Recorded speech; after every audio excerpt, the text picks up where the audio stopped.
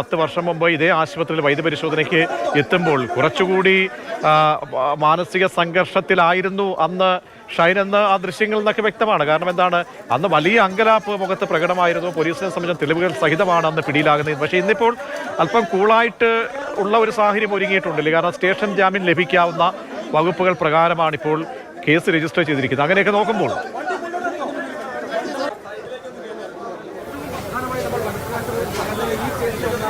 പ്രജിഷ്ഠ, അതിന് മറ്റൊരു കാരണം കൂടിയുണ്ട്. 10 വർഷം ഒരാളിൽ ഉണ്ടാക്കിയെടുത്തിട്ടുള്ള മാറ്റങ്ങളായിരിക്കാം ഒരുപക്ഷെ അതിന് കാരണം. അതല്ലെങ്കിൽ ഇതിനോടകം ഫേസ് ചെയ്ത സാഹചര്യങ്ങൾ, അല്ലെങ്കിൽ അന്നത്തെ ഷൈൻ ടോം ചാക്കോ അല്ല ചലച്ചിത്ര മേഖലയിൽ ഇന്നത്തെ ഷൈൻ ടോം ചാക്കോ എന്ന് പറയുന്നത്. അയാളുടേതായി നിരവധി വിജയ ചിത്രങ്ങൾ പുറത്തു വന്നിട്ടുണ്ട്. പല ചിത്രങ്ങളിലെയും ഘടകമായിരുന്നിട്ടുണ്ട്. ചില ചിത്രങ്ങളിലെങ്കിലും അവിഭാജ്യ ഘടകമായിട്ടുണ്ട്. അതുകൊണ്ട് തന്നെ ആ ഒരു താരപരിവേഷത്തിന് അല്ലെങ്കിൽ ഷൈൻ ടോം ചാക്കോയുടെ ഒരു ബ്രാൻഡ് നെയിമിന് തന്നെ മാറ്റം വന്നിരിക്കുന്നു. ഒരുപക്ഷെ അത് തന്നെയായിരിക്കാം അയാളുടെ ശരീരഭാഷയിൽ പോലീസിനോടുള്ള ചോദ്യം ചെയ്യലിലും പിന്നീട് പോലീസ് വാഹനത്തിൽ കയറുമ്പോഴും ഇറങ്ങുമ്പോഴും ഇപ്പോൾ ആ വൈദ്യപരിശോധനയ്ക്ക് വേണ്ടി ഈ ജനറൽ ആശുപത്രിയിൽ എത്തിച്ചിരിക്കുമ്പോഴും ഒക്കെ കാണുന്നൊരു മുഖഭാവം എന്ന് പറയുന്നത് ആ ഒരു കാലം വരുത്തിയ അല്ലെങ്കിൽ ആ ഒരു താരപരിവേഷം വരുത്തിയ മാറ്റങ്ങളായിരിക്കാം. 10 വർഷം മുൻപത്തെ ഷൈൻ ടോം ചാക്കോ അല്ല ഇപ്പോഴത്തെ ഷൈൻ ടോം ചാക്കോ എന്ന് പറയുന്നത്. അതുകൊണ്ട് തന്നെ പല പല ഘട്ടങ്ങളിലൂടെ കടന്നു പോയിട്ടുണ്ട്. മുൻപ് ഞാൻ പറഞ്ഞു വന്നത് മുഴുമിക്കുകയാണെങ്കിൽ എന്തിനു വേണ്ടി ഇറങ്ങി ഓടി എന്നുള്ള ചോദ്യത്തിന് വിശ്വസനീയമായ ഒരു ഉത്തരം, പോലീസിനെ ദഹിക്കുന്ന തരത്തിലുള്ള ഒരു ഉത്തരം നൽകാൻ ഷൈൻ ടോം ചാക്കോയ്ക്ക് കഴിഞ്ഞിട്ടില്ല. ഗുണ്ടകളെ പിടിച്ച് തമിഴ്നാട് വരെ കടന്നു എന്നാണ് ഇയാൾ പോലീസിന് മൊഴി നൽകിയിരിക്കുന്നത്. ഏത് തരത്തിലുള്ള ഭീഷണിയാണ് ഷൈൻ ടോം ചാക്കോയ്ക്ക് ഉണ്ടായിരുന്നത്, ഗുണ്ടകൾ എന്തിന് ഷൈൻ ടോം ചാക്കോയെ പോലെ ഒരു നടനെ ഭീഷണിപ്പെടുത്തണം തുടങ്ങിയ ചോദ്യങ്ങൾക്കൊന്നും വ്യക്തമായ ഉത്തരം നൽകിയില്ല. പിതാവിൻ്റെയും ഒപ്പം 3 അഭിഭാഷകരെയും കൂട്ടിയാണ് ഷൈൻ ടോം ചാക്കോ പോലീസ് സ്റ്റേഷനിലെത്തിയത്. ഷൈൻ പോലീസ് സ്റ്റേഷനിൽ കൃത്യസമയത്ത് തന്നെ ഹാജരാകുമെന്ന് ഷൈൻ്റെ കുടുംബാംഗങ്ങൾ കഴിഞ്ഞ ദിവസം മാധ്യമങ്ങളോട് പറഞ്ഞിരുന്നു.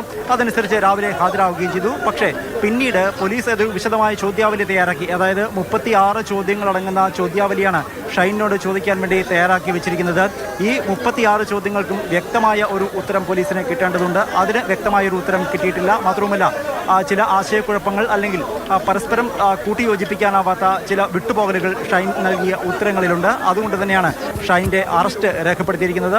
ചലച്ചിത്ര മേഖലയിൽ നിന്ന് തന്നെ ഷൈനെതിരെ വ്യാപകമായ പ്രചാരണങ്ങൾ ഉയർന്നു വന്നിരുന്നു. ഇത്തരത്തിൽ കുറ്റം ചെയ്തിട്ടുണ്ടെങ്കിൽ യാതൊരു കാരണവശാലും സംരക്ഷിക്കാനില്ല എന്ന് വിവിധ സംഘടനകൾ നിലപാടെടുത്തിരുന്നു. മാത്രവുമല്ല പരാതിക്കാരി രേഖാമൂലമുള്ള എഴുതി തയ്യാറാക്കിയ ഒരു പരാതിയിലേക്ക് പോകുന്നില്ല എന്ന് അറിയിച്ചു എങ്കിൽ തന്നെ താൻ ഉന്നയിച്ച കാര്യങ്ങളിൽ ഉറച്ചു നിൽക്കുന്നു എന്നവർ പറഞ്ഞിരുന്നു. ഇതിന് പിന്തുണ നൽകി സാമൂഹിക നീതി വകുപ്പ് മന്ത്രി ഉൾപ്പെടെ രംഗത്ത് വരികയും ചെയ്തിരുന്നു. ഈ ഒരു സാഹചര്യത്തിലാണ് ഏതാണ്ട് 3.5 മണിക്കൂറോളം നീണ്ട ചോദ്യം ചെയ്യലിന് ശേഷം ഷൈൻ ടോം ചാക്കോയുടെ arrest Ernakulam town north police രേഖപ്പെടുത്തിയിരിക്കുന്നത്. വൈദ്യപരിശോധന ഏതാണ്ട് 1 മണിക്കൂറിനുള്ളിൽ പൂർത്തിയാകുമെന്ന് കരുതുന്നു. അതിനുശേഷമുള്ള തുടർ നടപടികൾ പോലീസ് ആലോചിച്ചു വരുന്നു.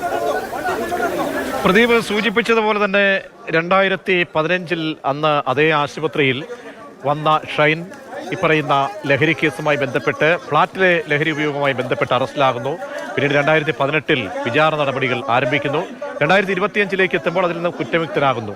അപ്പോൾ ഈ വ്യവഹാരത്തിൻ്റെ ഭാഗമായിട്ട് ഒരുപാട് അനുഭവങ്ങൾ ഈ സംഭവങ്ങളിൽ ഉണ്ടായിട്ടുണ്ട്. അപ്പോൾ അതിൻ്റെ ഒരു ചേഞ്ച് മുഖത്ത് കാണാൻ കഴിയുന്നു. കാരണം ഇതൊക്കെ ഫേസ് ചെയ്ത ആളാണ്. കഴിഞ്ഞ ദിവസം ഷൈൻ്റെ അച്ഛൻ CP ചാക്കോ പറഞ്ഞതുപോലെ ഞങ്ങൾ ഇതൊക്കെ പലതും കണ്ടതാണ്, ORPP കാണിച്ച് പേടിപ്പിക്കരുത്, അങ്ങനെ ആ രീതിയിൽ ഒക്കെ തന്നെ പ്രതികരണങ്ങൾ വന്നു. അപ്പോൾ ഈ വ്യവഹാരങ്ങൾ ഫേസ് ചെയ്തിട്ടുള്ള ചരിത്രമുണ്ട്, അങ്ങനെയുള്ള അനുഭവങ്ങളുണ്ട്. അപ്പോൾ പോലീസ് നടപടികളൊക്കെ എന്താണ് എന്ന് സ്വാഭാവികമായും പ്രതീക്ഷിച്ചിരിക്കാം. അവിടെയാണ് ഇപ്പോൾ 2 വകുപ്പുകൾ, അത് നിലവിലെ സാഹചര്യത്തിൽ ദുർബലമെന്ന് പറയപ്പെടുന്ന വകുപ്പുകൾ.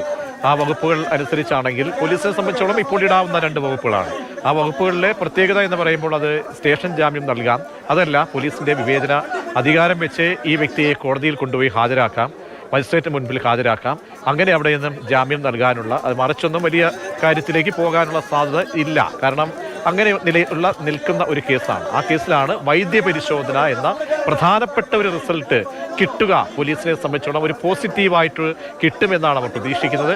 സാധാരണഗതിയിൽ 2 ദിവസത്തെ പഴക്കമാണ് ഈ കേസിൽ ഉള്ളത്. അപ്പോൾ ഷൈൻ ഓടിയത് എന്തിനാണ്? ഷൈൻ ആ ഓടുന്ന സമയത്ത് ലഹരി ഉപയോഗിച്ചിരുന്നുവോ, അല്ലെങ്കിൽ അതിന് തൊട്ടു മുമ്പെങ്കിലും ഉപയോഗിച്ചിരുന്നോ, അതല്ല എന്തായിരുന്നു ഓടിയതിൻ്റെ ചോദ്യം സംബന്ധിച്ച് ഒരു വിവരവും കിട്ടുന്നില്ല. പൊരുത്തക്കേടുകൾ മാത്രമാണ് ഇന്ന് 3 മണിക്കൂർ ചോദ്യം ചെയ്യുമ്പോൾ പോലീസിന് ലഭ്യമായിരുന്നത് എന്നാണ് മനസ്സിലാക്കാൻ കഴിയുന്നത്. അതിനെ തുടർന്നാണ് ഇപ്പോൾ ജനറൽ ആശുപത്രി, കൊച്ചിയിലെ ആശുപത്രിയിലുള്ള ഒരു ദൃശ്യമാണ് നമ്മൾ ഒരു സൈഡിൽ ഒരു വിൻഡോയിൽ കാണിക്കുന്നത്. അത് തത്സമയമാണ്, വൈദ്യപരിശോധനയ്ക്കുള്ളതാണ്. നേരത്തെ മറ്റേത് നോർത്ത് പോലീസ് സ്റ്റേഷനിൽ നിന്നും ഇറക്കുമ്പോഴുള്ള ആ ദൃശ്യമാണ്. അറസ്റ്റ് രേഖപ്പെടുത്തിയ ശേഷം ആശുപത്രിയിലേക്ക് കൊണ്ടുപോകാൻ വാഹനത്തിൽ കയറ്റി ഇരുത്തിയതിൻ്റെ ദൃശ്യം. മറ്റേതിപ്പോൾ വൈദ്യപരിശോധനയ്ക്ക് എന്ന് നമ്മൾ എഴുതി കാണിക്കുന്ന വിൻഡോയിൽ തത്സമയം ഞങ്ങളുടെ ക്യാമറമാൻ പകർത്തുന്ന ദൃശ്യങ്ങളാണ്.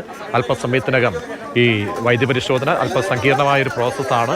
അപ്പോൾ അവിടെ എത്ര സമയം മറ്റ് വൈദ്യപരിശോധനകൾ പോലീസിൻ്റെ അറസ്റ്റുമായി ബന്ധപ്പെട്ടൊക്കെ വലിയ സമയമെടുക്കാതെ തന്നെ തീരുമാനമായിരുന്നു. ഇത് എത്ര സമയമെടുക്കുമെന്ന് നിശ്ചയമില്ല.